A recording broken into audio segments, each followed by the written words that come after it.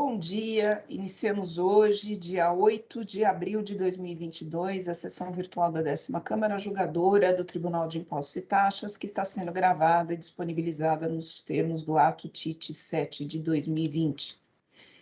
Estão presentes na sessão de julgamento a Isabel Mil, presidente, Rogério Nomura, vice-presidente, Dr. Rubens Neves, Dr. Odílio Sossolotti, doutora Silene Nakato Pereira, representante fiscal.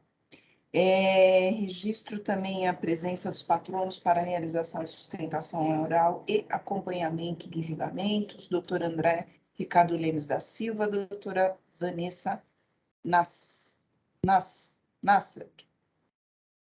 Bom, vamos lá. Senhores, vamos começar com o processo 41.24.702, Turismo Bosato, processo de relatoria do Dr. Rogério. Já houve sustentação, Dr. Rogério. Dr. André está presente para acompanhamento do julgamento. Bom dia a todos. Posso começar, presidente? Se me permite, eu só vou fazer uma recapitulação em relação às infrações.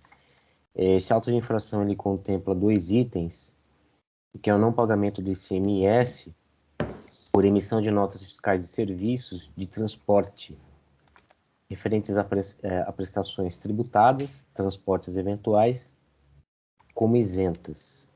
E o segundo item é o não pagamento do ICMS por emissão de notas fiscais de serviço de transporte referentes a prestações tributadas, transporte circular, transporte compartilhado, transporte de pessoas sob demanda e outros, como isentas.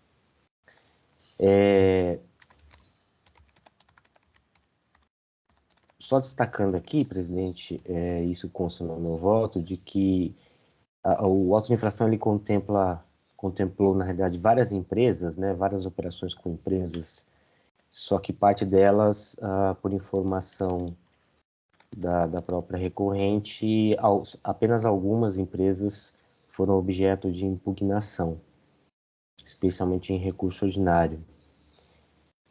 No meu voto, eu inicio tratando sobre as questões relacionadas à legislação sobre o benefício de isenção, né, do transporte do fretamento contínuo,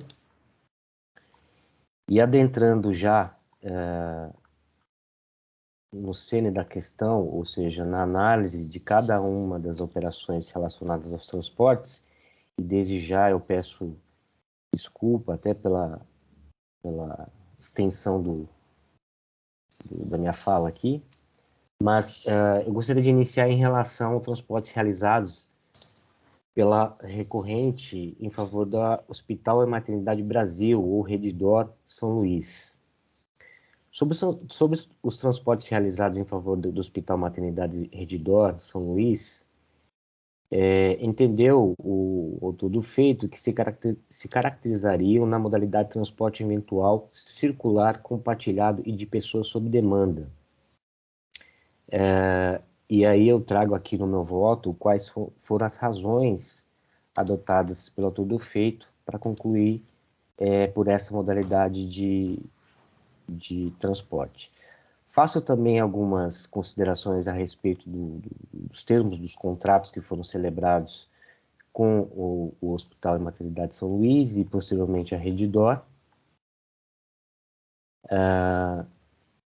E já adentrando um ponto fundamental aqui sobre essas operações de transportes para essa empresa, por parte da Turismo Bosato, eu digo o seguinte: em relação ao período de janeiro de 2015 a setembro de 2015, muito embora o último aditivo ao contrato, datado de 6 de março de 2006, tenha sido celebrado em 23 de março de 2011, ou seja, seria o 5º aditivo, a existência de notas fiscais emitidas naquele período, e cito aqui o CNPJ do Hospital e Maternidade São Luís, a meu ver, demonstra que os serviços de fretamento contínuo continuaram a ser prestados pela autuada.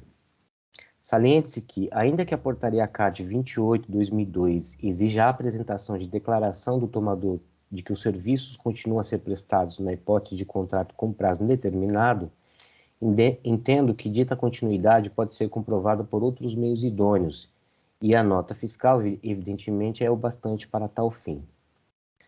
Sobre a necessidade de disponibilização de veículos e ou motoristas para situações emergenciais, verdadeiramente não desnatura a modalidade de fretamento contratado, tratando-se, a bem da verdade, de previsão que apenas e tão somente impõe a obrigação autuada para que execute fielmente o objeto do contrato, considerando, para tanto, não só as necessidades da contratante, mas também circunstâncias excepcionais ou imprevisíveis. Quanto à avaliação sobre a performance dos serviços contratados, trata-se de questão que em nada influencia na modalidade de transporte efetivamente executado, dizendo respeito apenas sobre o controle da qualidade dos serviços, vale dizer, naturalmente esperados e exigidos pelo tomador. E sobre a afirmada participação do contribuinte na busca pelo aumento da taxa de ocupação como manobra para salvar o contrato, com o devido respeito, equivoca-se o autor do feito, já que, pela leitura do trecho destacado na manifestação fiscal de folhas 1284, nota-se que ditas manobras não se caracterizaram, já que o contrato continuou exatamente o mesmo. No tocante aos valores pagos de janeiro de 2015 a setembro de 2015, nota-se certa regularidade nos respectivos montantes, o que revela a ausência de modificações substanciais no negócio jurídico celebrado desde o primeiro contrato celebrado em 6 de março de 2006. Em relação ao período em que vigente o contrato celebrado com a Rede D'Or São Luís, ou seja, outubro de 2015 a dezembro de 2016, observe que a modalidade de transporte efetivamente adotada se enquadra àquela prevista no artigo 78 do anexo 1 do RICNES. Isso porque, muito embora a fixação do preço tenha sido estabelecida por demanda, o que, ao que tudo indica, justifica a denominação adotada no objeto do contrato, por certo, não significa que a modalidade de fretamento tenha sido outro que não o contínuo. De fato, a forma de fixação do preço dos serviços não define, no caso em análise, a modalidade de fretamento contratado. Saliente-se que, tal como na avença anterior, como celebrado em 6 de março de 2006 e que permaneceu vigente até setembro de 2015, além dos usuários, há a definição dos destinos, dos horários de operação, os locais de embarque e desembarque de passageiros, elementos esses que, a meu ver, caracterizam verdadeiramente o fretamento contínuo. Soma-se a isso a regularidade dos valores cobrados em outubro de 2015 a dezembro de 2016, o que demonstra a intenção das partes na menção dos serviços nos modos como executados anteriormente. Presidente, acho que tem alguém com o som. Sou eu, desculpa. Obrigado, doutor. Quanto à cláusula 10.6 do contrato celebrado em 21 de agosto de 2015, com o devido respeito, mas o sentido dado pelo autor do feito e seguido pela decisão recorrida é equívoca. Para melhor compreensão, vejamos a redação da referida cláusula. Entendimento final. Este contrato constitui o acordo final entre as partes, superando e substituindo todos os acordos, entendimentos e declarações anteriores, orais ou escritos, que se refiram a esta prestação de serviço.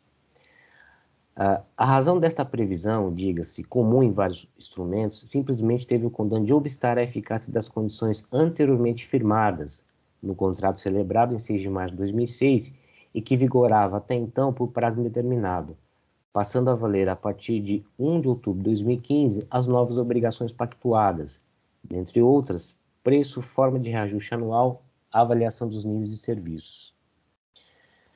Ora, quisessem as partes, especialmente a contratante, que as condições estabelecidas no novo contrato, de 21 de agosto de 2015, retroagissem a partir de janeiro de 2015, assim estaria previsto. De fato, não faria sentido algum firmar um instrumento numa data, em 28 de agosto de 2015, com efeito futuro, a partir de 1º de outubro de 2015, mas aplicável ao passado, a partir de janeiro de 2015, vale dizer, sem qualquer previsão nesse sentido. Por fim, pelas mensagens eletrônicas de folhas 762 e 786, nota-se, além da existência de situações emergenciais e excepcionais, da linha da previsão contida na cláusula 4.14 do contrato celebrado em 21 de agosto de 2015, que o transporte era efetivamente destinado aos colaboradores da contratante. Diante disso, entendo que devem ser excluídas da autuação as notas fiscais relacionadas às folhas 439 a 443. Transportes realizados em favor da Braskem, incluindo Kipar e Petroquímica, Vitorpel, Oxiteno, Cabot, Cantic, IDAC e Chevron. Relativamente à ausência de indicação dos estabelecimentos empresariais e industriais envolvidos durante a execução do serviço de transporte, anoto que as normas que regulamentam o fretamento contínuo não prevêem tal necessidade, impondo apenas que mantenham vínculo específico com a contratante para desempenho de sua atividade, ou que sejam constituintes de um mesmo mercado de trabalho. Nesse sentido, entendo como acertada a afirmativa segundo a qual a autonomia dos estabelecimentos aplicável ao campo tributário não afeta a representatividade contratual que o estabelecimento matriz exerce sobre as respectivas filiais, até porque é na matriz onde se concentra comumente o poder de decisão dos negócios da empresa, a chefia, estando os demais estabelecimentos a eles subordinados. Assim, o simples fato de o contrato conter na qualificação estabelecimento distinto daquele de destino ou da origem, por si só, não desqualifica o fretamento contínuo. Necessita, isto sim, de indicação do horário de operação, do número determinado de viagens, da origem e do destino, tudo com o fim de caracterizar como inegável o transporte regular de colaboradores.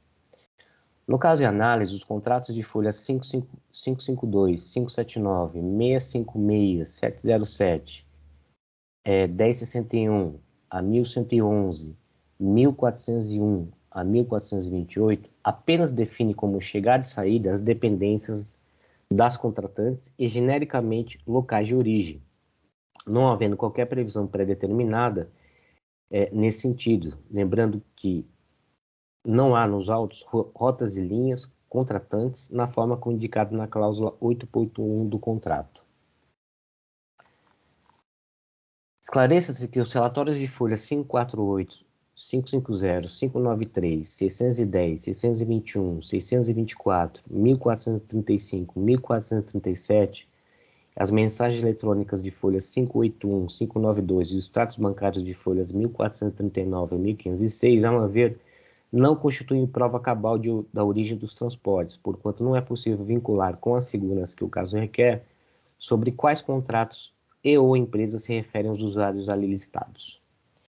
Sobre a descrição contínua dos documentos fiscais, transporte eventual, transporte circular, locação e transporte de funcionários, a par da recorrente não esclarecer a razão de várias empresas distintas firmarem um só contrato de transporte, é fato que, em razão da dificuldade da definição exata sobre quantos e quais funcionários de cada uma das empresas utilizaram as linhas nos horários estabelecidos, o que dificulta no enquadramento do requisito do vínculo específico de cada usuário com cada uma das empresas contratantes, muito menos a origem, não das contratantes, e que deveria ser pré-determinada de cada uma das linhas. Resulta, ao meu ver, no enfraquecimento da tese defensiva de que trataram-se de fretamento contínuo. Daí o acerto da decisão recorrida quando afirma a singularidade de que da própria dessas operações ora elencadas, circular, de turno, gerencial e de locação, evidencia que não se enquadram na modalidade de fretamento contínuo, porque não temos aqui um número determinado de viagens, com destino único e usuários definidos.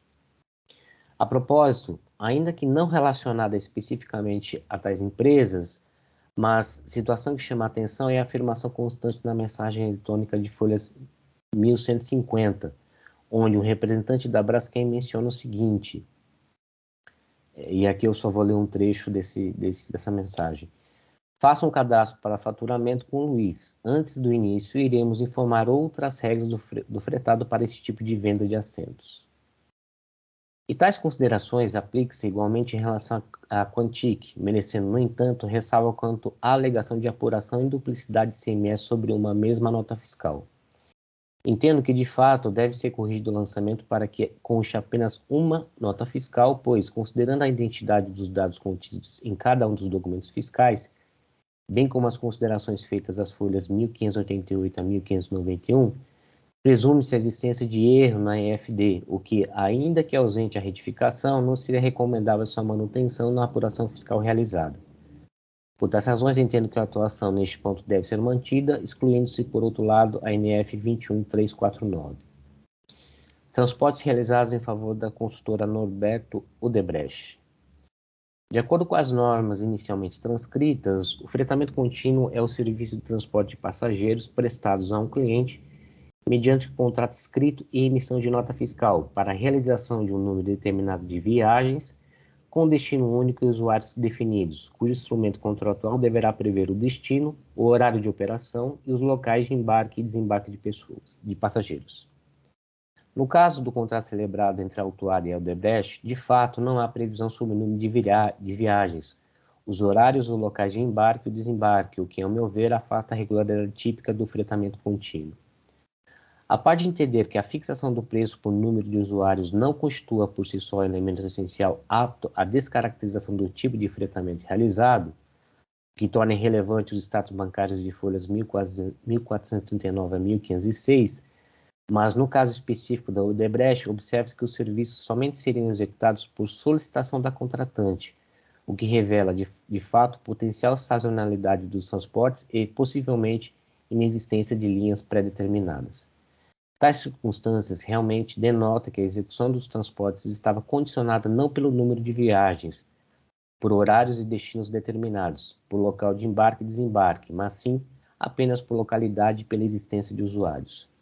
Nesse sentido, os documentos de folhas 1013 a 1040 bem demonstram que os serviços de transportes eram executados pela autuada em favor da Odebrecht exclusivamente por necessidade em razão da demanda, sendo certo que os relatórios de medições de folhas 1508 a 1522 são insuficientes para infirmar tal conclusão.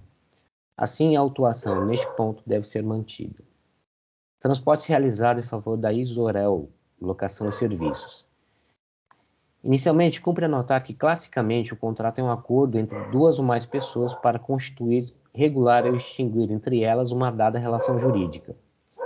E sendo uma espécie de acordo, pode adotar variadas formas, desde um simples termo até um instrumento complexo.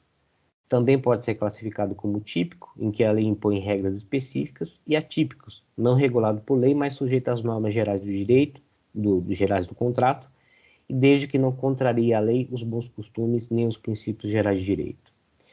Nesse sentido, as normas que regulam o fretamento contínuo verdadeiramente não impuseram um formato específico para a contratação dessa espécie de serviço, mas apenas que seja escrito e contemple as condições essenciais do negócio, no caso, qualificação das partes contratantes, o destino e horário de operação e os locais de embarque e desembarque de passageiros, além, é claro, do preço, prazo, vigência, dentre outras condições.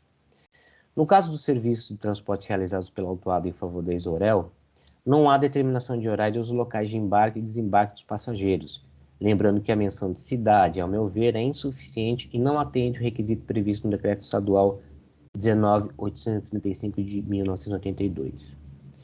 Além disso, não se nota a regularidade típica do transporte por fretamento contínuo, já que, segundo o termo de folhas 110 e 111, os serviços seriam executados de acordo com a necessidade da empresa, o que, ao meu ver, é confirmado a partir das notas fiscais elencadas nas folhas 403 e 407 e pelas mensagens eletrônicas de folhas 1156 a 1159. Portanto, a autuação neste ponto deve ser mantida. Transporte realizado em favor de Paranapanema S.A. Afirma a recorrente que o fato de algumas notas fiscais indicarem a realização de transporte eventual, caracterizando, pois, a prestação de serviços descontinuados, é improcedente, eis que, além desses documentos fiscais representarem 0,54% dos valores faturados no período, a descrição adotada foi utilizada para diferenciar as respectivas cobranças daquelas efetuadas em relação ao fretamento ocorrido em dias úteis. Argumenta ainda que trataram de transportes integrantes e complementares àqueles realizados em dias úteis, não podendo assim ser considerados de forma isolada e fora do contexto do serviço de fretamento realizado de modo contínuo. Entretanto, ainda que os transportes relativos às notas fiscais de folhas 490 e 499 tenham sido realizados aos sábados, a mensagem eletrônica de folhas 492 afirma expressamente que foram serviços extras. No mesmo sentido, as mensagens eletrônicas de folhas 1128, 1131, 1154 e o demonstrativo de faturamento de folhas 1524, pelo qual se nota variações substanciais de valores. Ora, se constituíam serviços complementares e integrantes àqueles realizados ordinariamente, não haveria razão de emissão de notas fiscais separadas, sendo certo que eventual controle sobre tais transportes poderia ser feito de outra maneira, como, por exemplo, através de relatórios de medição. Aliás, a própria recorrente afirma que era eventualmente chamada a realizar aos finais de semana o transporte de funcionários, o que denota não ser uma atividade regular e contínua, e se fosse, estaria contemplada, como dito, com os serviços realizados nos dias úteis. Ademais, registre-se que o contrato de folhas 1526 e 1537, inclusive a relação de linhas, nada contribui para infirmar tais conclusões, especialmente pelo fato de datarem de 1 de agosto de 2005, enquanto que o período autuado refere-se a 2015. Assim, a autuação neste ponto deve ser mantida. Transportes realizados em favor da ASEB, Associação Cultural e Desportiva Braskem. Conforme exposto ao tratar dos transportes realizados em favor da Isorel, entendo que as normas que regulam o serviço de transporte na modalidade de fretamento contínuo não impôs a adoção de um formato específico para a contratação dessa modalidade de serviços, mas apenas exigiu que seja escrito e que contemple as condições essenciais do negócio jurídico, no caso, qualificação das partes contratantes, o destino, o horário da operação, os locais de embarque e desembarque de passageiros, além, claro, preço, prazo, vigência, entre outras. Muito embora o objeto do termo de folhas 1043 a 1044 constitua na prestação de serviço de transporte de estudantes das cidades de Mauá e Santo André, de acordo com itinerários fixos, residências dos estudantes e as escolas naquela região, patrocinado pela SEB, não há, porém, horários de operação, locais de embarque e desembarque de passageiros. Soma-se a isso que a SEB, sendo uma associação, clube, recreativa, esportiva e social, não se enquadra como instituição de ensino ou agremiação estudantil, muito menos equipara-se a tais tipos de entidades, porquanto os propósitos são distintos. Além disso, ainda que os transportes tenham sido destinados a supostos estudantes das comunidades vizinhas ao polo petroquímico para participação em aulas de natação, judô e trabalhos culturais, não há, no entanto, provas seguras nesse sentido, muito menos registro de trabalhos sociais, não se prestando para tal fim as mensagens eletrônicas de folhas 1160 a 1162. Aliás, o objeto do referido termo, transporte entre as residências e escolas, é distinto do que a própria recorrente afirma em sua defesa, transporte de estudantes para a realização de atividades educacionais na SEB, tendo sido realizado o trajeto casa-escola-casa. Por tais razões, a atuação neste ponto deve ser mantida. Transportes realizados em favor da CETREL S.A., Clean Engenharia, Gestão e Legos Serviços Administrativos. Sustenta a autuada a inconsistência da autuação fiscal, pois todos os transportes realizados em favor de tais empresas estavam albergados pelo contrato com a Braskem, no qual há previsão de atendimento de colaboradores da empresa cujos horários e itinerários foram os mesmos aos dos funcionários próprios da contratante. Afirma também que a legislação não exige que o vínculo entre os usuários do serviço e respectivo contratante seja de natureza empregatícia, bastando que os usuários do transporte, funcionários da CETREL, Clean e Legos, e o contratante, Braskem, mantenham alguma relação profissional. Anote-se, em primeiro lugar, que, conforme exposto anteriormente, o contrato celebrado com a Braskem define apenas a chegada e saída às dependências das contratantes e, genericamente, locais de origem, não havendo qualquer previsão pré-determinada nesse sentido. Lembrando que não há nos autos, rotas e linhas contratantes na forma como indicado na cláusula 8.1 do contrato. Daí porque, a meu ver, a afirmação contida no contrato de folhas 1054 a 1060, celebrado com a CETREL e com vigência de 24 meses contados a partir de 12 de agosto de 2019, no sentido de que a relação com a autuada é mantida desde 1º de outubro de 2016, em nada contribui para fins de caracterização dos transportes como de fretamento contínuo. Isso também se aplica aos contratos celebrados com a Legos, folhas 1112 a 1114, celebrado em 1º de outubro de 2016, e com vigência por prazo indeterminado, iniciando na assinatura. E com a CLIN, folhas 118 e 120, celebrado em 1º de outubro de 2016 e com vigência por prazo indeterminado, iniciando da assinatura. A afirmativa segundo a qual os funcionários das terceirizadas, Legos, CLIN e CETREL, seriam colaboradores da Braskem, enquadrados, pois, no vínculo previsto nas normas que regem o transporte na modalidade de fretamento contínuo, a meu ver, não convence, na medida em que não foi juntada qualquer prova da relação entre ditas empresas e a Braskem. A par disso, chama a atenção o fato de as ditas empresas terem celebrado o contrato em outubro de 2016 e agosto de 2019, sendo que antes mesmo já se serviam do serviço de transportes prestados pela autuada e com emissão de notas fiscais.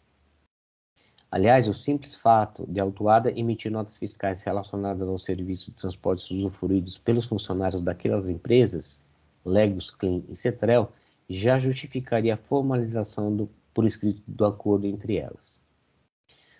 Outro fato curioso diz respeito à possível venda de assentos praticada pela Braskem aos seus respectivos parceiros.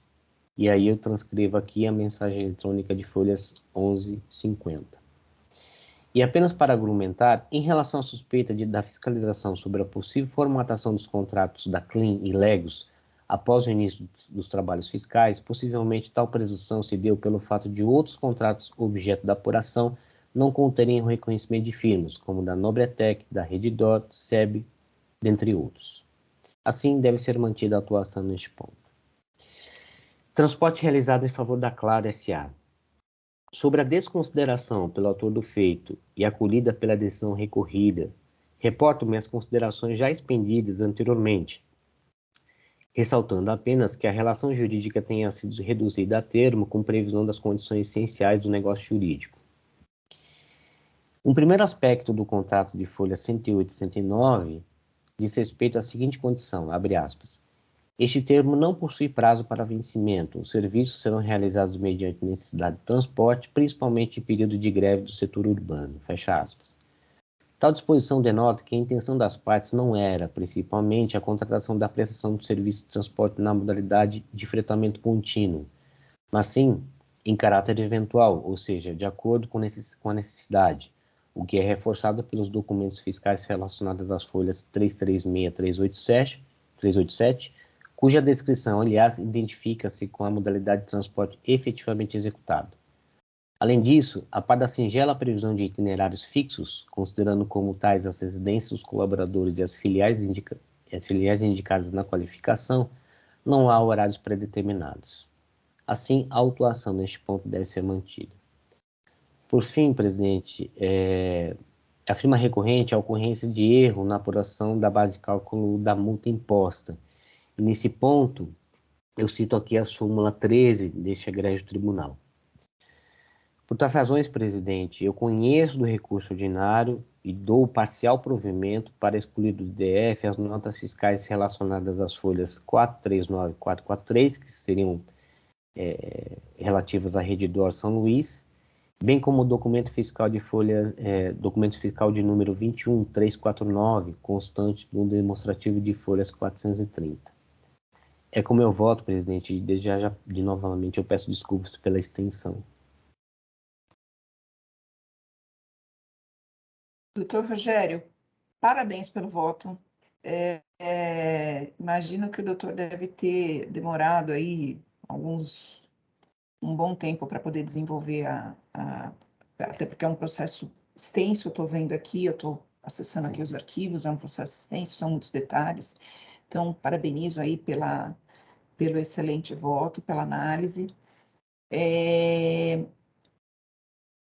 Antes de passar a palavra para os demais, eu só vou perguntar se a representação vai fazer alguma preferência. Vou sim, senhora presidente. Deixa eu só abrir.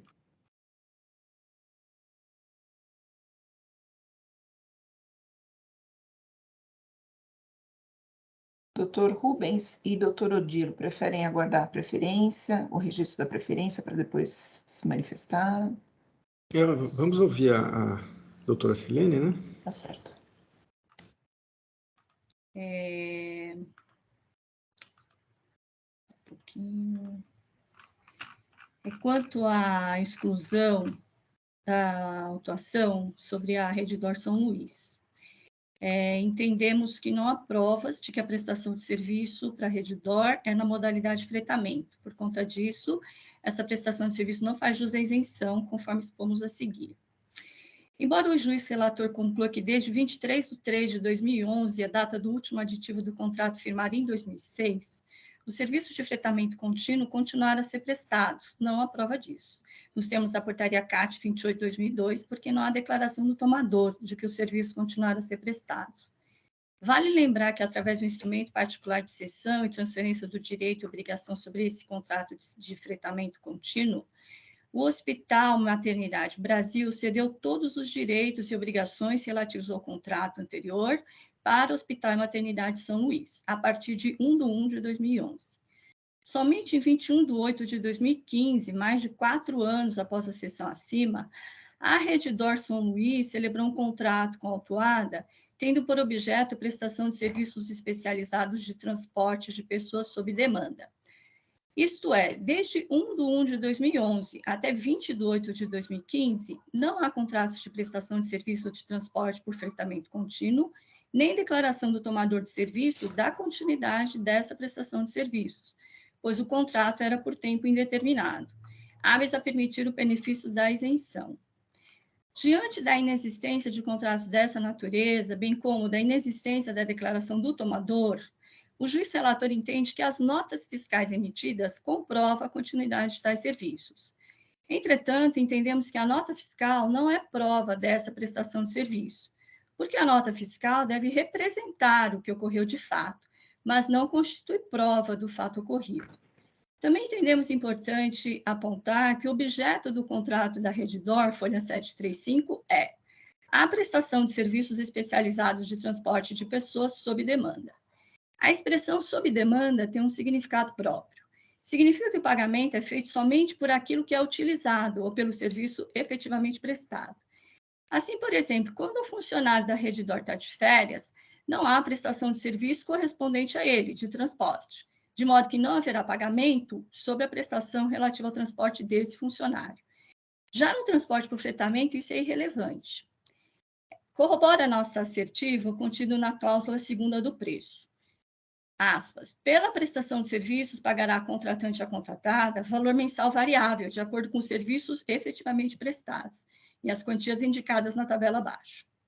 Outra cláusula que corrobora isso, o serviço sob demanda, é o do item 4.1.4, que ele disponibiliza veículos e motoristas necessários para situações emergenciais, horários pré-estabelecidos para início e término das viagens dos usuários autorizados pela contratante. Por fim, apenas a título de comparação, observamos que o contrato firmado em 2006 era de fretamento contínuo.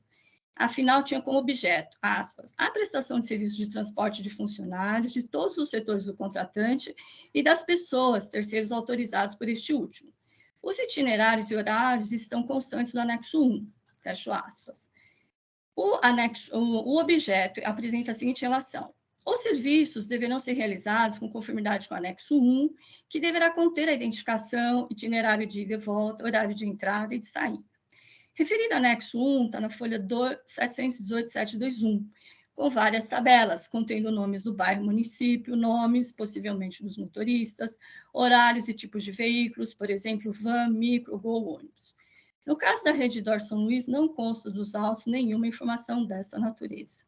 Diante do exposto, entendemos que o contribuinte não faz jus ao benefício da isenção por ausência de provas de que se trata de fretamento contínuo.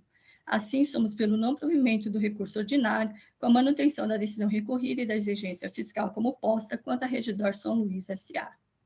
Vou colar essa... É isso, obrigada.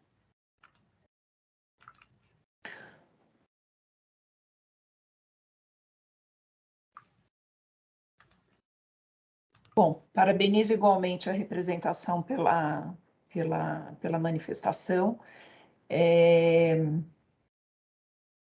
Doutor Rogério vai manter o voto? Sim, presidente. Doutor Rubens? Eu estou acompanhando o doutor Rogério e, com todo respeito ao posicionamento da representação fiscal, mas ouvindo a análise do doutor Rogério e também eu lembro das ponderações do doutor André da sessão passada, e eu penso que sim, a relação do autuado com a Redditor está dentro da situação que prevê o benefício fiscal. Então, eu acompanho o doutor Rogério. Perfeito, doutor Rubens, muito obrigada. Doutor Odilo?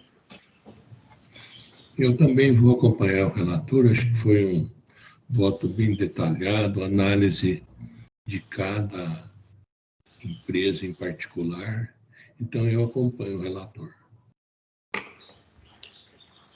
Muito obrigada, doutor Odilo. Eu também acompanho o relator. Desculpe a representação, eu não tinha visto o pedido aqui, já concedi.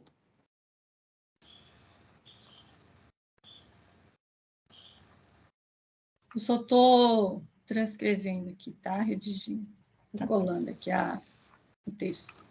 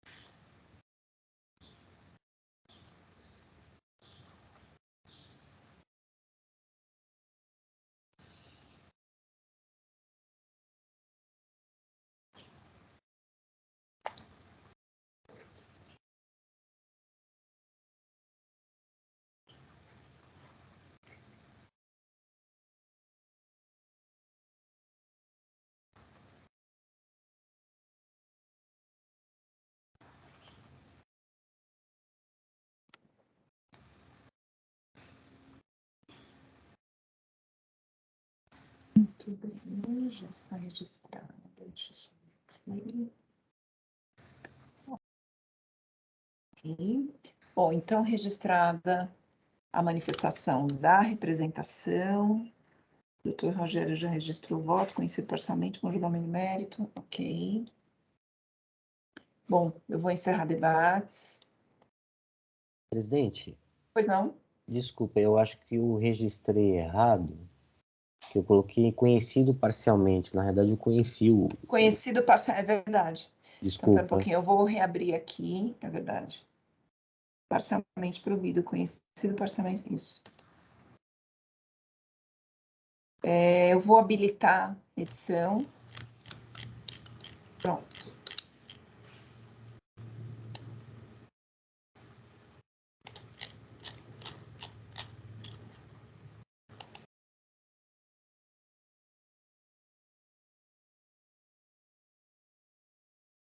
Corrigido, presidente. Conhecido integralmente com julgamento de mérito, parcialmente provido. Agora sim.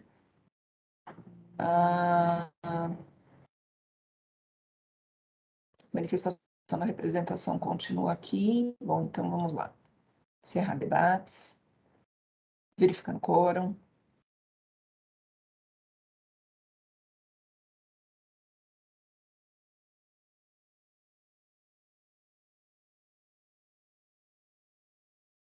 Iniciando a votação.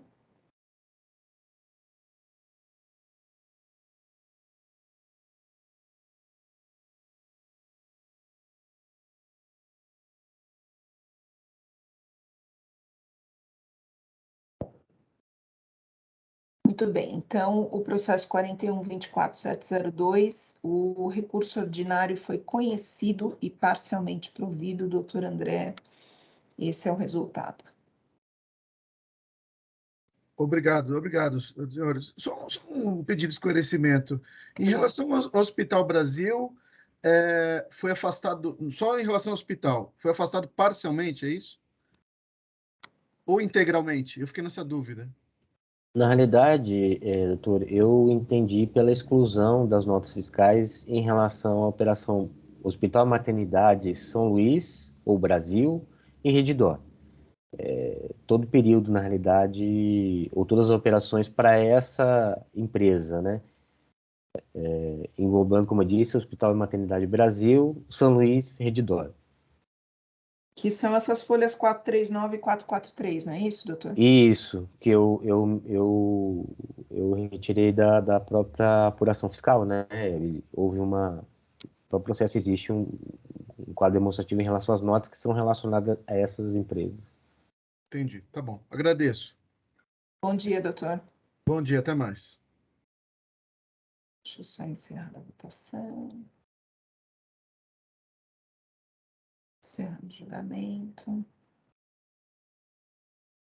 Tudo bem, então vamos lá.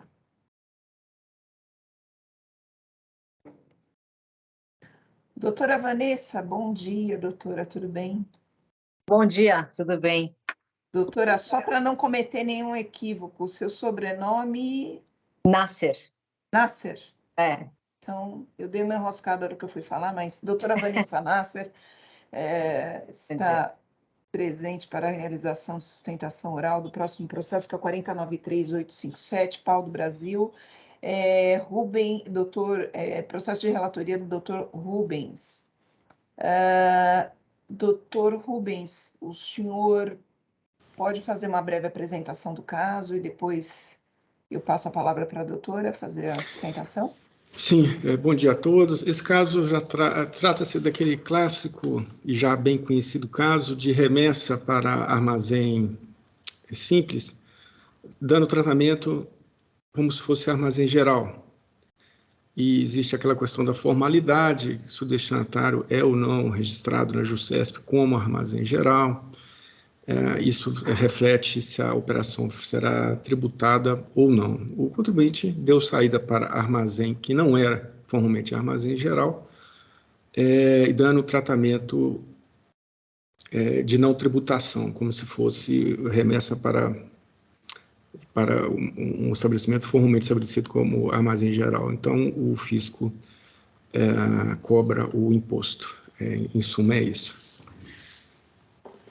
Doutora Vanessa. Bom dia a todos. Desculpa o imprevisto sobre esse trânsito, mas, enfim, aconteceu esse primeiro julgamento, estamos todos no tempo certo. Como bem relatado, resumidamente, pelo Dr. Rubens, o caso é exatamente esse. Só que, bom, vamos lá, quando houve o julgamento do recurso ordinário, o auto de infração foi cancelado, certo? E a Fazenda entrou com recurso especial, alegando que não tinha sido analisado todas as provas, porque a gente alega, porque o que acontece? A matriz tem inscrição, a matriz no contrato social é armazém geral, e a filial estava com armazém, com o registro na JUSESP de armazém, exceto armazém geral. Só que o CADESP da empresa sempre esteve armazém geral, e esse CADESP nunca foi contestado pela representação fiscal, enfim, pela fiscalização. Então, enquanto este processo foi anulado e voltou para novas provas, a gente teve uma novidade, que é um outro processo desta mesma empresa, tá? Só que de um período diferente, já ter sido cancelado pela primeira instância, né, do TIT, e a representação fiscal ter concordado. Por quê? Porque o auto de infração, a Cefaz, ela só argumenta que o armazém geral, que a matriz, né, que realizou, a filial que realizou o depósito das mercadorias, não estaria na JUSESP com a inscrição de armazém geral. Só que por que o outro auto de infração foi anulado, né, e a representação fiscal nem apresentou recurso em relação a isso?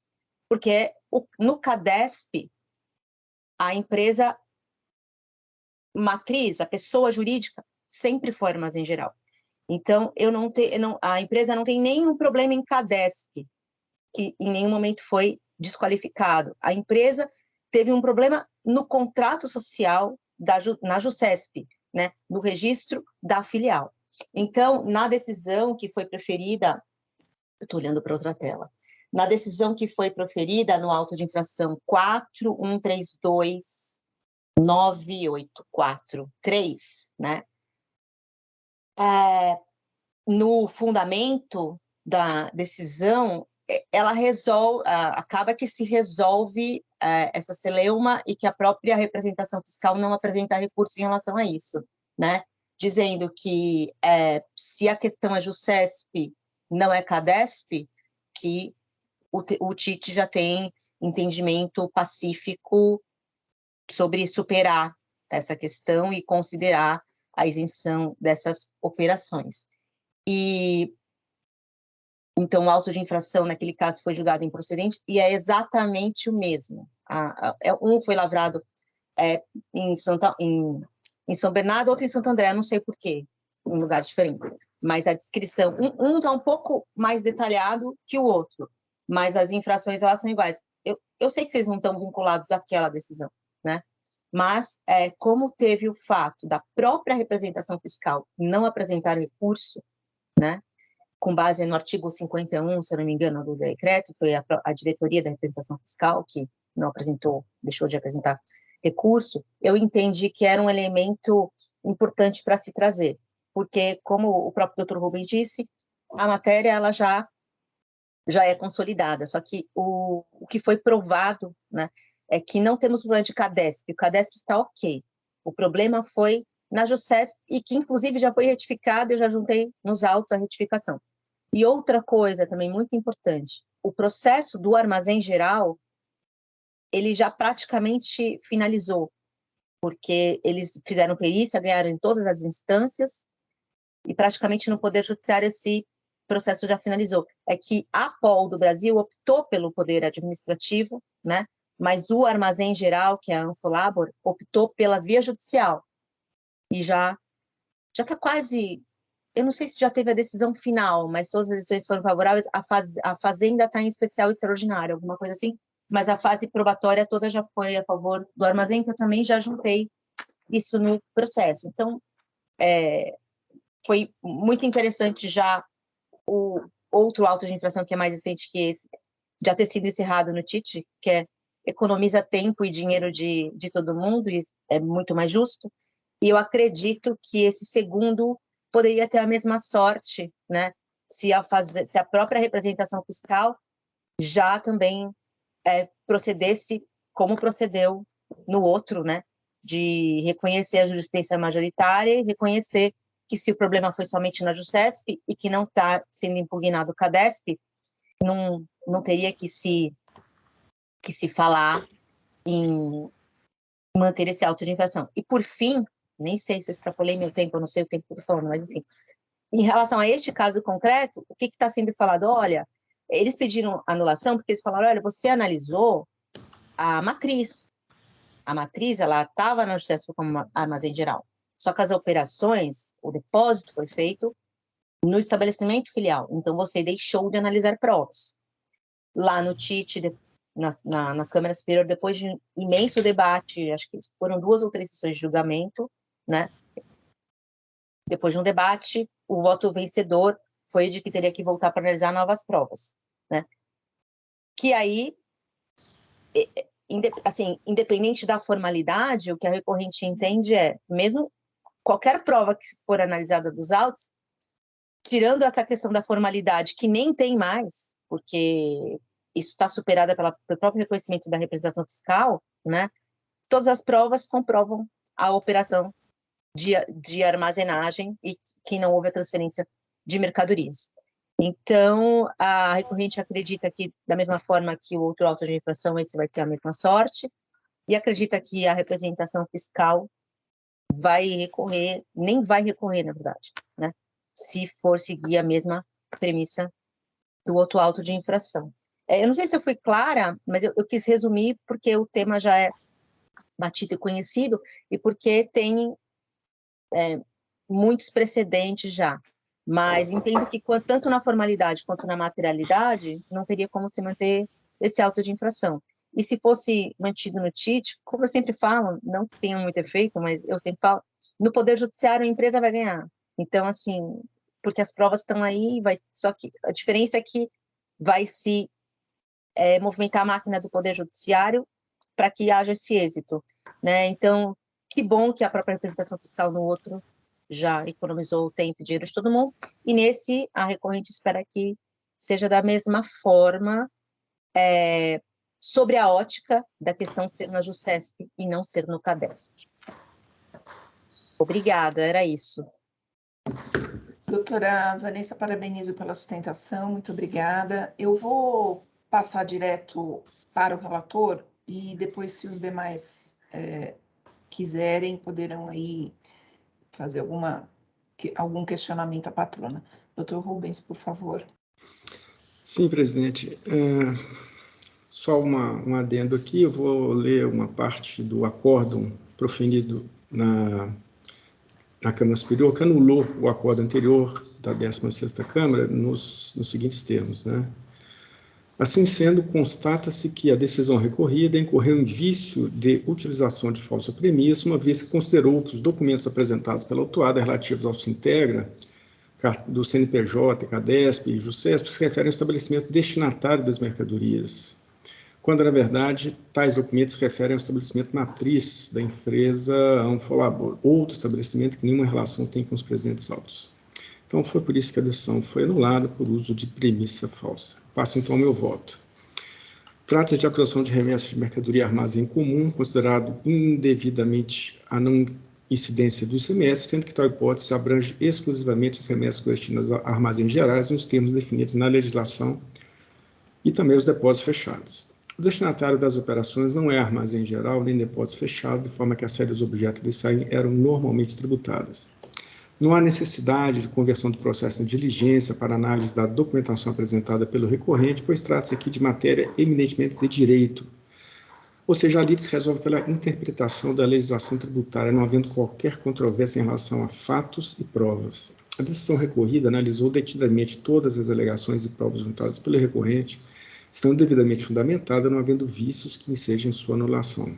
Não há base legal para se considerar os créditos que a recorrente teria direito no retorno simbólico da mercadoria, pois não há imposto destacado de tal documentação, não cumprindo assim os requisitos previstos no artigo 61 do RICMS. Quanto à suposta não incidência do ICMS em saídas onde não há troca de titularidade da mercadoria, trata-se de tese jurídico-acadêmica, sem qualquer fundamento legal.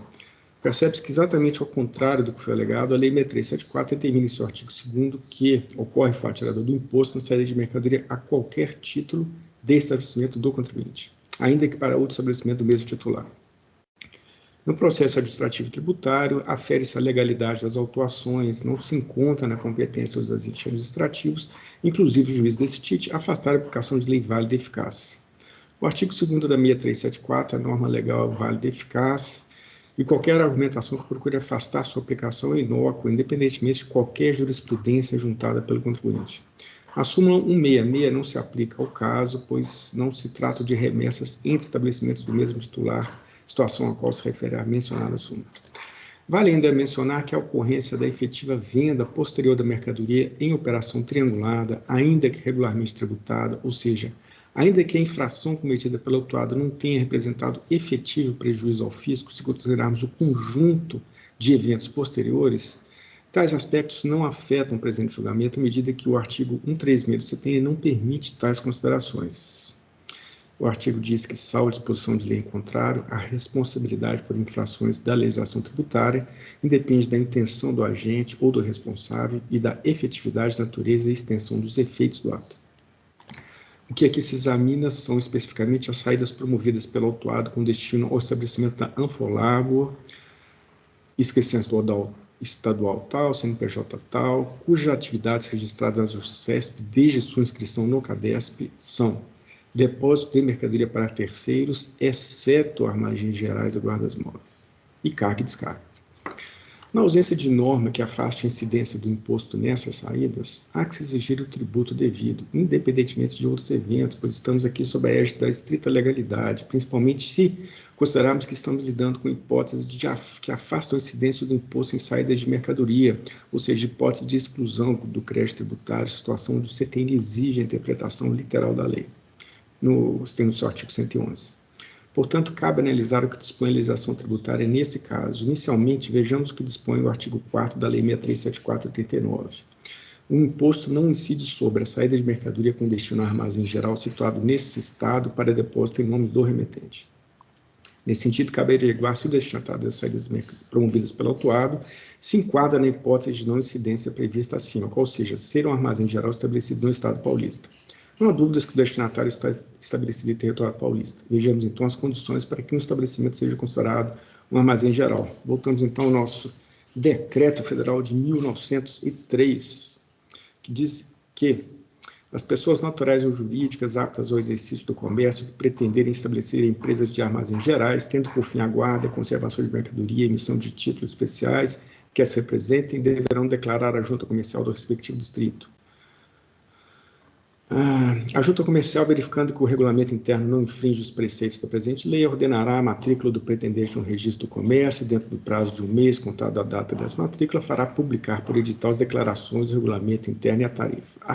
Parágrafo 2º. Arquivado na Secretaria da Junta Comercial um exemplar das folhas em que se fizer a publicação, o empresário assinará termos de responsabilidade como fiel depositário dos gêneros de mercadorias que receber, e só depois de preenchida esta formalidade, que se fará conhecida de terceiros por novo edital da Junta, poderão ser iniciados os serviços e operações que constituem objeto da empresa. Pois bem, o fisco juntou às folhas 23 e 83 e seguintes as providências que o estabelecimento deve promover junto à JUSESP para obter matrícula de armazém geral.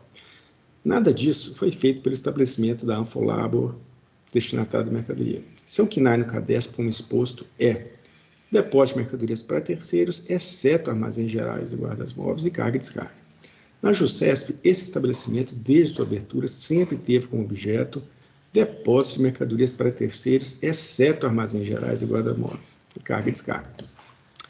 O autuado sustenta que todas as operações referenciadas no presente auto de infração referem-se a remessas de produtos para armazenagem, sendo que as operações são legalmente não tributáveis nos termos da norma acima. Bom, como foi exposto, essa afirmação não condiz com a realidade, pois apenas as remessas para um estabelecimento paulista formalmente matriculado como armazém geral deixam de ser tributadas, o que não se aplica às remessas para armazenamento em depósito de mercadoria. A título meramente informativo, percebe-se que o estabelecimento matriz, meramente informativo, porque esse estabelecimento matriz não foi destinatário das operações, tá?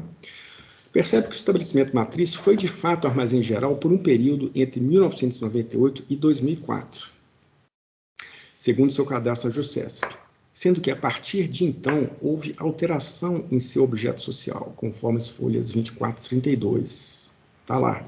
Alteração do objeto social da sede para depósito de mercadoria para terceiros, exceto armazéns gerais e guarda-móveis. Enfim, mesmo a matriz deixou de ser armazém geral em 2004. Então, o autuado juntou cópia da alteração contratual do estabelecimento matriz, as folhas 3637 e 3644, protocolada na JUSESP em 10 de 5 de 2016, onde se estaria incluindo a atividade de armazém geral em seu objeto social, muito embora tal ato aparentemente não tenha se concretizado, haja vista a ausência dessa alteração cadastral na JUSESP. Pelo contrário, em 10 de 5 de 2016, o endereço foi alterado na JUSESP conforme descrito no mencionado contrato de folhas tais, mas o objeto social da matriz não teve o armazém geral ali incluído. Na verdade, foi alterado para alteração do objeto social da sede para depósito de mercadoria para terceiros, exceto armazéns gerais e guarda-móveis, carga e descarga, aluguel, etc, etc, etc. Percebe-se que a matriz após 2004 jamais voltou a ser matriculada como armazém geral. Tudo isso foi exposto a título meramente informativo, pois as operações em tela não tiveram como destinatário o estabelecimento matriz, mas o estabelecimento filial, o qual nunca, jamais possui matrícula de armazém geral. Ou seja, ainda que a matriz fosse de fato armazém geral, à época dos fatos não é, Ainda assim, o AIM seria mantido, pois o destinatário das remessas aéreas sempre foi um simples depósito de mercadoria para terceiros. Desta forma, as remessas de mercadoria do autuado para estabelecimento do Anfolabor, objeto desse AIM, eram normalmente tributadas quando estavam presentes as condições que afastariam a incidência do imposto, não sendo possível considerar aqui fatores subjetivos ou estranhos ao ordenamento jurídico para afastar a incidência do imposto em operações que são tributadas por lei. Assim, não se aceita a alegação do autuado segundo a qual a culpa, entre aspas, foi da Anfolabor, que deixou de obter sua matrícula de armazém geral. A responsabilidade pelo destaque do imposto em operações normalmente tributadas era da recorrente. Na condição de contribuinte do imposto nas operações, cabia a mesma averiguar se o destinatário de suas remessas era de fato um armazém geral antes de simplesmente deixar de destacar o ICMS em tais remessas. Não se trata de fiscalizar os armazéns, mas simplesmente consultar os cadastros públicos do mesmo. É o que determina o artigo 22A da Lei 6374, diz o seguinte: sempre que um contribuinte, por seus prepostos, ajustar a realização de operação ou prestação contra o contribuinte, fica obrigado a comprovar sua regularidade perante o fisco e também exigir o mesmo procedimento da outra parte. E reitero o 136 do CTM. Então, eventuais ações judiciais movidas pela Anfolabor afetam apenas a Anfolabor, não sendo relevantes no que se refere ao presente AIM, pois, como já exposto, não se cogita que afastar a aplicação de lei válida e eficaz no processo administrativo tributário, sendo que a lei determina que as operações objeto do AIM eram normalmente tributadas. Além disso, a liminar que o autuado aponta às folhas 3628 tem como fundamento o fato de que, segundo a ilustre juíza de direito, não havia circulação jurídica de mercadoria, mas apenas física, logo não sendo o caso a princípio de incidir o ICMS sobre tais operações. Então, a premissa lá da liminar era questão, aquela tese da tributação quando não há compra e venda. Pois bem, então, eu desconheço jurisprudência firmada nos tribunais paulistas no sentido de que o ICMS só incide na circulação jurídica de mercadoria, de forma a afastar o que determina o artigo 12, inciso 1 da Lei Complementar Federal 87/96, que diz que considera-se ocorrido o fato gerador do imposto no momento da saída de mercadoria de estabelecimento contribuinte, ainda que para outro estabelecimento do mesmo titular. Ao contrário do que sustenta o autuado, o imposto incidente nas operações objeto desse AIM não foi recolhido aos cofres públicos, e estas saídas não se confundem com as saídas posteriores, por ocasião das vendas das mercadorias, que representam fatos geradores distintos, né? Multas previstas na lei, atualização do seu valor básico, súmula 13 desse TIT, indefiro o pedido de redução das multas, nos termos do 527A, já vista que as acusações tratam de falta de pagamento do imposto, hipótese que a redução das multas é vedada pelo citado artigo. Juros, taxa de juros, súmula 10.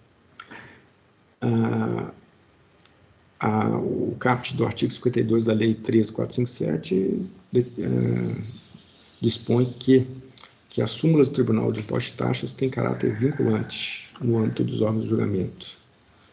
E é vedado a esse órgão de julgamento afastar a aplicação de lei válida eficaz sob fundamento de inconstitucionalidade. Então, eu conheço o presente recurso, nego o provimento, mantendo a decisão corrida, que decretou a procedência do auto de infração. É como eu voto, senhores.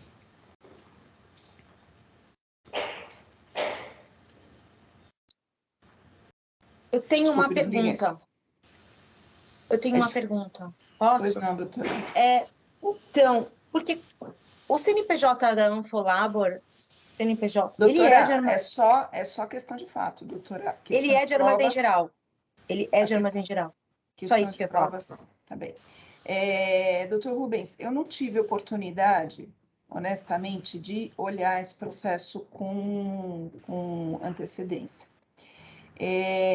Como foi uma decisão anulada lá pela 16ª, eu vou pedir vista, vou pedir vênia, vou pedir vista, só para dar uma... ver, porque eu estou vendo aqui, inclusive, que foram 3 votos naquele sentido, ainda que a decisão tenha sido anulada, eu gostaria só de olhar com um pouquinho mais devagar o que aconteceu aqui nesse processo, para eventualmente eu me manifestar aqui num voto de vista, tá bem? Uhum. Então, pedir só essa...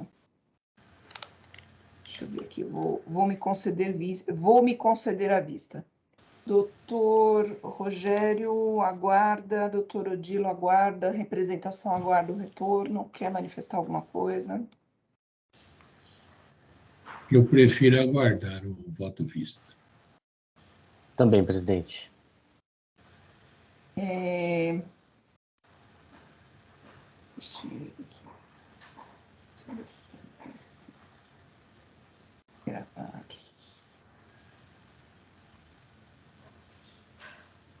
Bom, aqui. Bom, doutora, o processo sai em vista comigo. Se a doutora depois quiser acompanhar o julgamento, já sabe qual é numa sessão de julgamento futura, a doutora já sabe qual é o procedimento. Obrigada. Obrigada, Bom dia. senhora. Bom dia, doutora. Então, vamos lá. Encerrar o julgamento. Aqui. Vamos lá. Bom, senhores, acho que agora podemos seguir a sequência da pauta. O próximo é o 4094242, Cláudia Coimbra de Toledo Lara, processo de relatoria do doutor Odilo e vista do doutor Rogério. O processo, se eu não estou enganada, na sessão anterior, o doutor Odilo já proferiu o voto, então acho que o doutor Rogério pode fazer um resumo do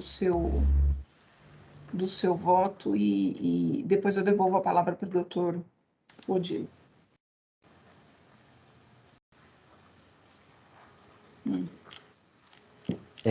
Presidente, vou tentar ser bem objetivo aqui. E aqui, na realidade, eu acabei pedindo vista por conta da doação de uma parcela de um imóvel, né? Que, enfim, para entender melhor aqui a situação.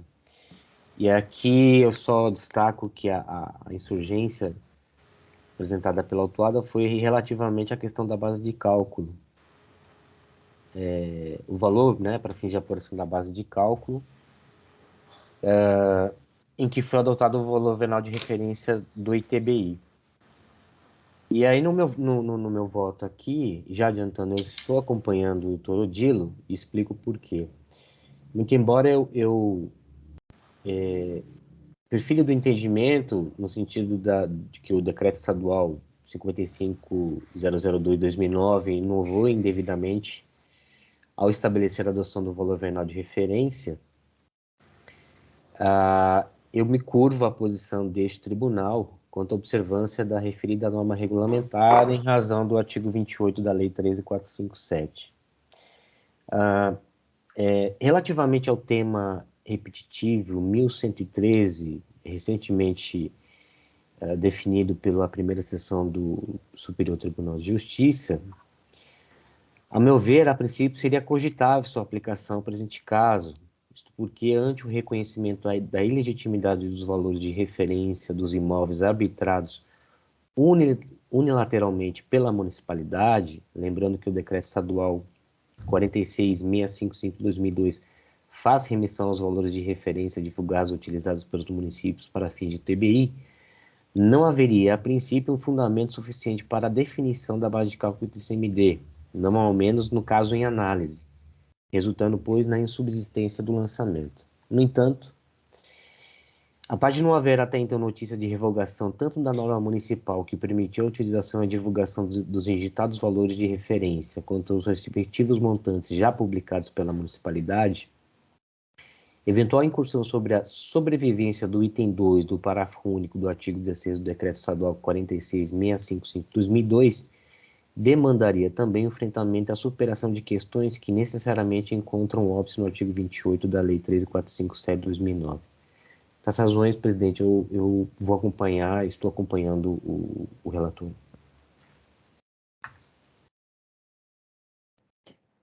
Muito bem, doutor Rogério, obrigada, parabenizo pelo voto.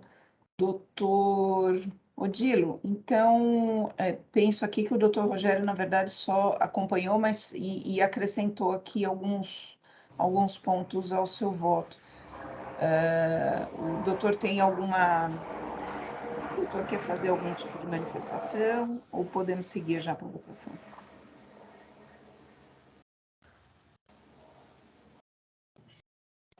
eu mantenho o voto e o doutor Rogério faz menção a um recente julgado aí do STJ, né? Uhum. E que, em relação aos municípios, ele não aceita o ITBI, né?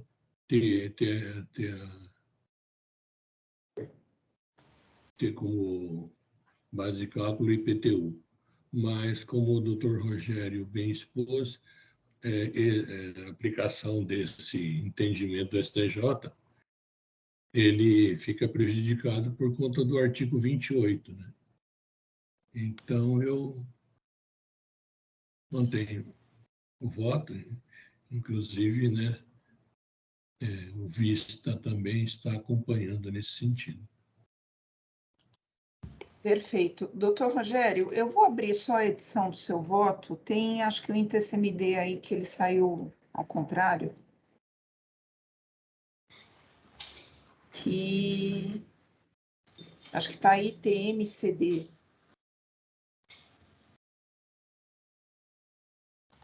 É o 1, 2, 3, 4. Quinto parágrafo de cima para baixo.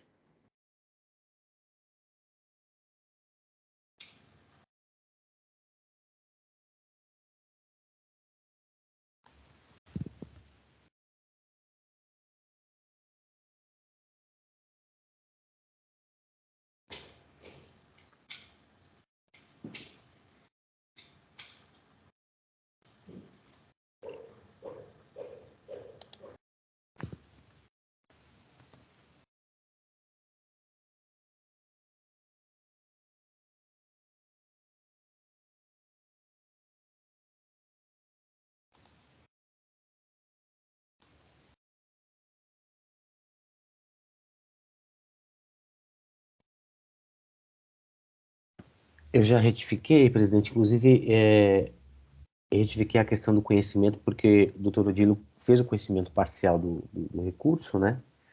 E eu tinha registrado aqui agora no voto vista como conhecimento integral, mas aí eu modifiquei, aproveitei Como tá? essa. Uhum. Perfeito. Então, conhecido parcialmente, não provido. Ok. Então, vamos lá. Encerrar debates. Com licença, o doutor Odilo precisa confirmar o voto. Deixa eu ver aqui. Não nem me abriu a possibilidade. Pronto. Aí, conhecido parcialmente, com julgamento de mérito, não provido. Ok. Vamos lá. Esse agora encerra debates. Sim, verificando o quórum.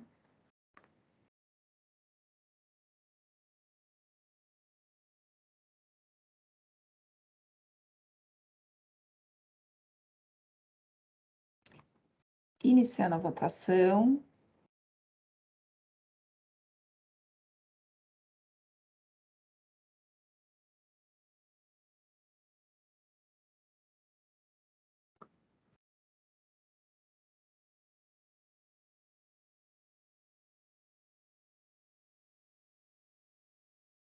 Nossa, eu não consigo. Só um minutinho. Aqui. Muito bem. Então, vamos lá. Então, o processo 4094242 teve como vencedor o voto do doutor Odilo pelo conhecimento parcial do recurso e não provimento. Muito bem, encerrar a votação. Encerrar o julgamento. Muito bem. Vamos lá. Agora é o último processo, processo 41.23.603, Monte Cabral Distribuidora, processo de minha relatoria, um pedido de retificação de julgado. O voto já está disponível. Eu fiz algumas pequenas alterações. Agora eu não consigo abrir. Só um minutinho que travou aqui.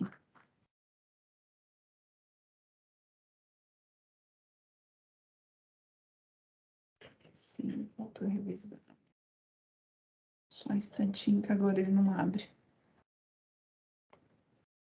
Autorrevisar. Bom, aqui é um pedido de retificação de julgado manejado pela representação fiscal,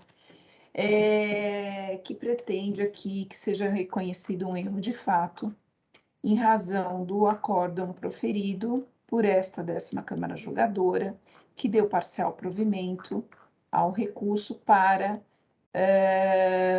indicando que fosse aplicada a taxa Selic a partir do dia 1º de novembro de 2017.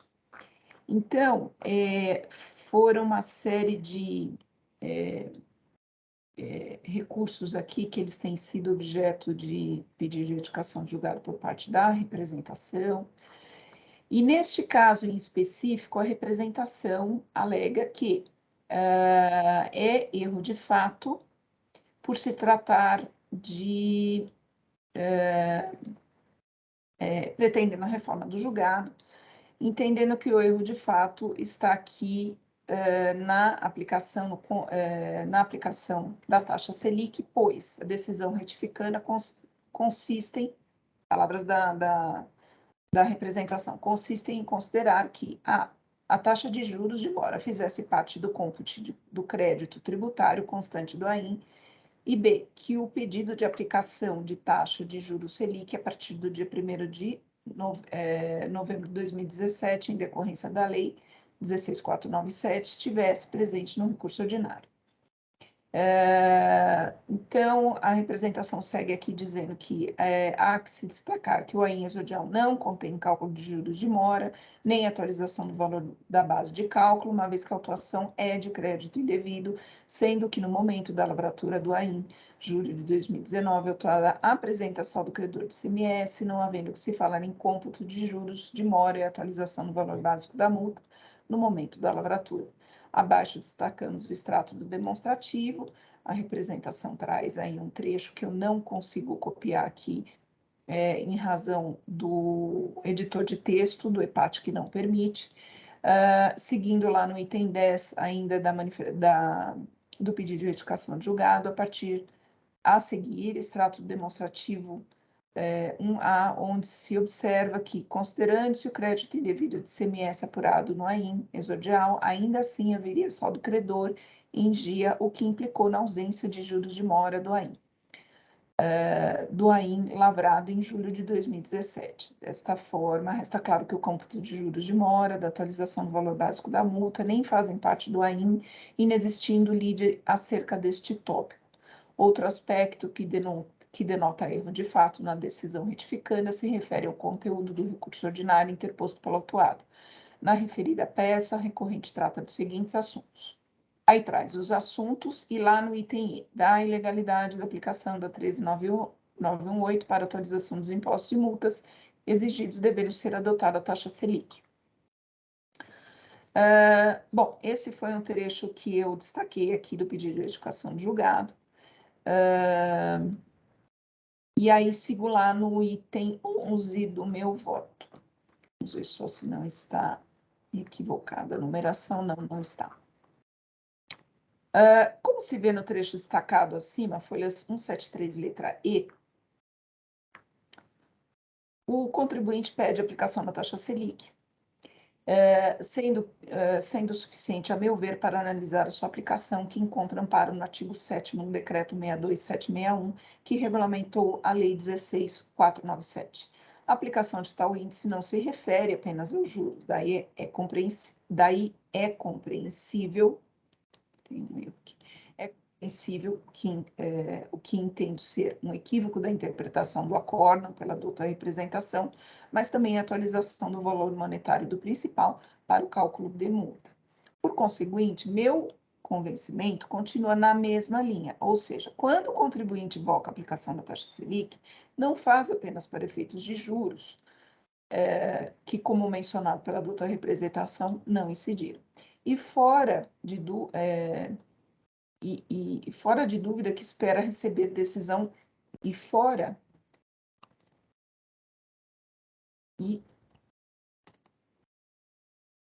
além disso, espera receber decisão fundamentada acerca do pedido que restou atendido e com base em legislação válida, vigente e eficaz, conforme se verifica na própria decisão atacada.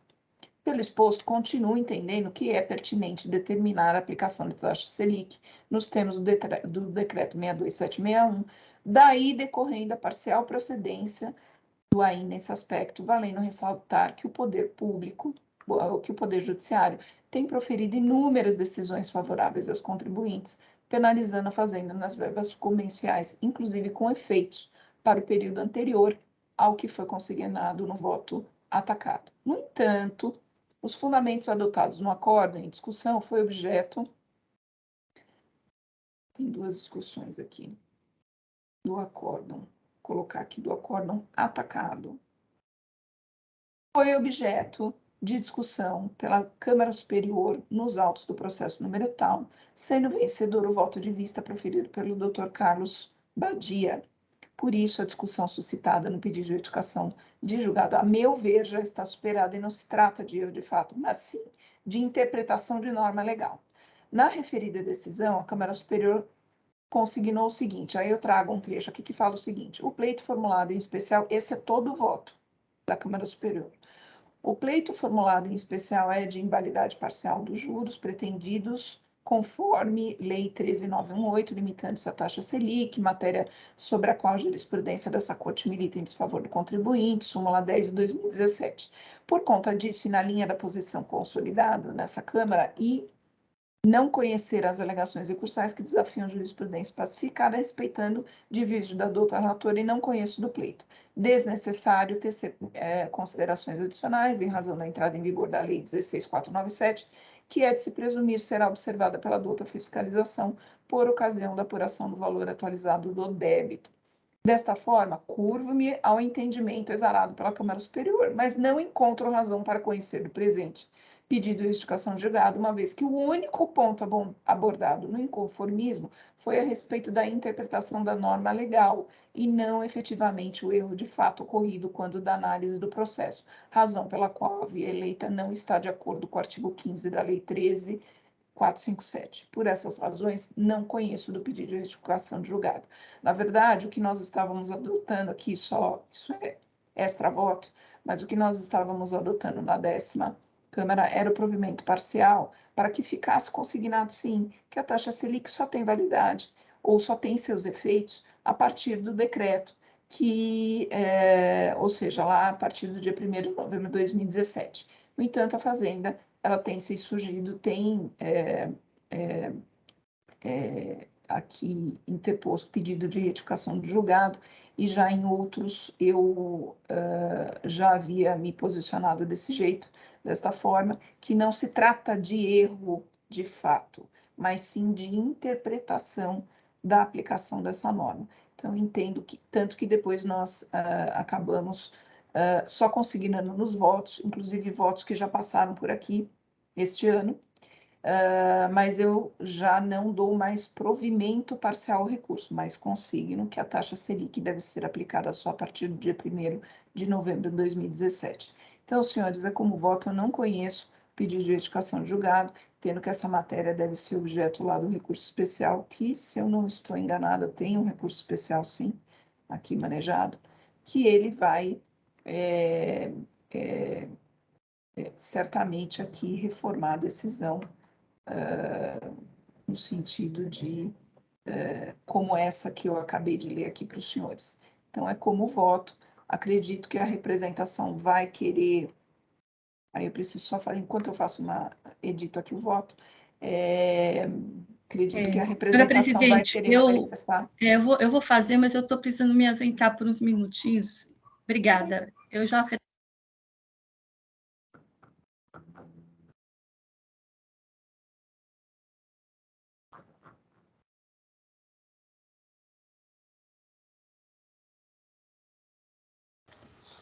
Eu aproveito também.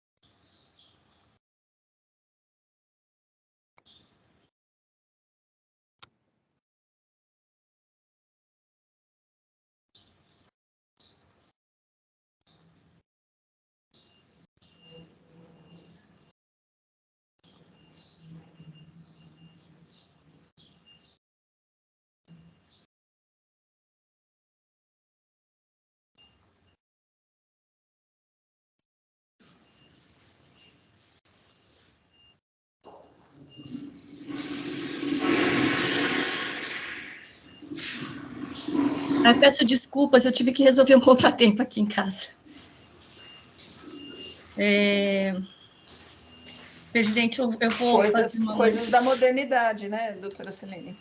Tá vendo? Pois é, a gente estava discutindo exatamente sobre essa questão ali do presencial, e aí eu tive aqui o problema doméstico, desculpa. Fica tranquila. Então, eu vou fazer um parágrafo aqui. só de manifestação, apontando que, tendo em vista que a decisão retificanda considerou que existe fato inexistente, os juros aplicados na exigência fiscal. 2, a questão posta do juro está pacificada na Câmara Superior. 3, há que se atender ao princípio da celeridade e não haverá prejuízo ao contribuinte à Fazenda, porque não há juros incidentes nesta exigência fiscal. A representação reitera o pedido de conhecimento e provimento do pedido de retificação de julgado. Só isso, presidente, eu vou solicitar manifestação.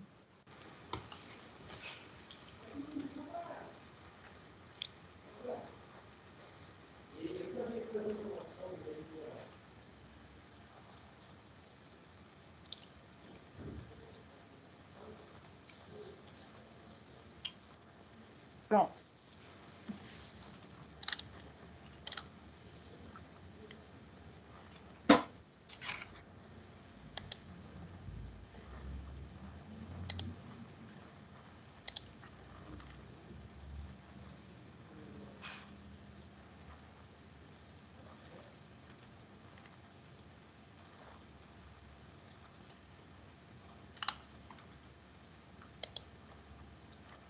Eu já registrei, obrigada.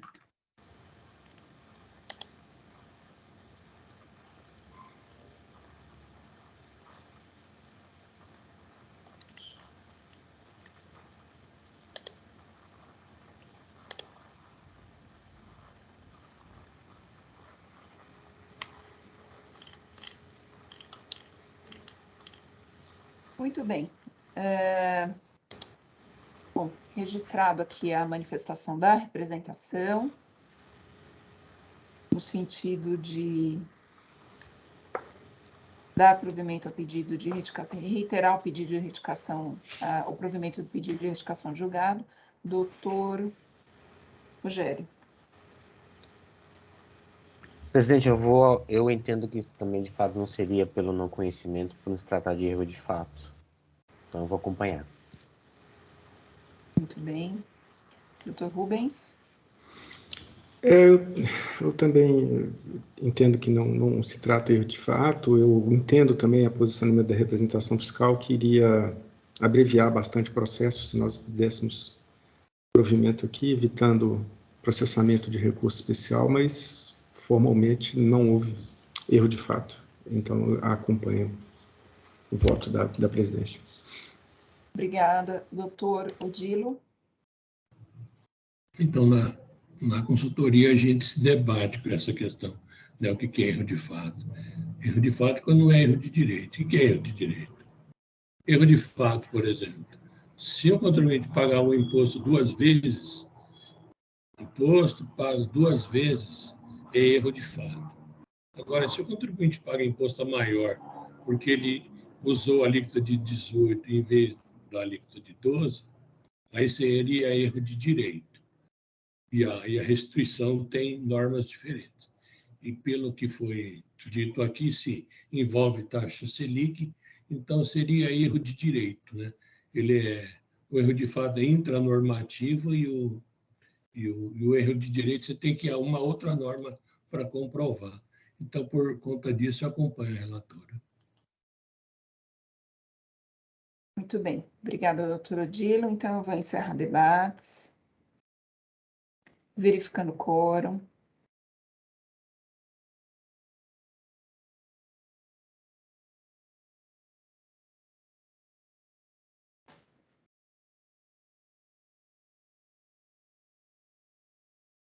Iniciando a votação.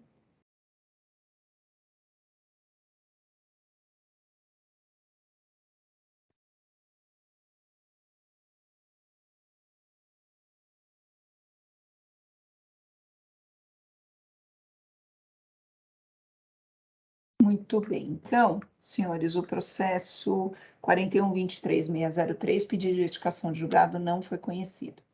Encerrar a votação. Encerrar julgamento.